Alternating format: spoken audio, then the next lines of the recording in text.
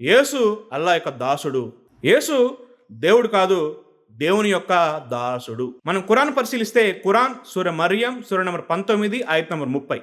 కాల ఇన్ని అబ్దుల్లా ఆతానియల్ కితాబా వజఅల్ని నబియ్యా.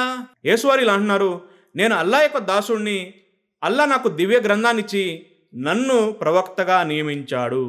ఖురాన్ సూర మాయిదా సూర నంబర్ 5 ఆయత్ నంబర్ 72. లకద కఫరల్లజీన కాలు ఇన్నల్లాహు వల్ మసీహ్ ఇబ్ను మరియం వకాలల్ మసీహ్ యా బనీ ఇస్రాయిల్ ఉబుదుల్లా రబ్బీ వరబ్బకుం. మరియం కుమారుడైన యేసే దేవుడు అని అన్నవారు నిశ్చయంగా అవిశ్వాసానికి పాల్పడినట్లే. వాస్తవానికి యేసు ఇలా అన్నాడు, ఓ ఇజ్రాయెల్ ప్రజలారా, మీరు అల్లాహకు దాస్యం చేయండి, ఆయన నాకు ప్రభువే మీకు ప్రభువే. యేసు వారు ఏమన్నారు, ఓ ఇజ్రాయెల్ ప్రజలారా, మీరు అల్లాను ఆరాధించండి, ఆయన నాకు ప్రభువే మీకు ప్రభువే. ఖురాన్ సూర మాయిదా సూర నంబర్ 5 ఆయత్ నంబర్ 75. మల్ మసీహ్ ఇబ్ను మరియం ఇల్లా రసూల్. మరియం కుమారుడైన యేసు ఒక ప్రవక్త తప్ప మరేమీ కాదు. యేసు ఎవరంట? ఒక ప్రవక్త మాత్రమే.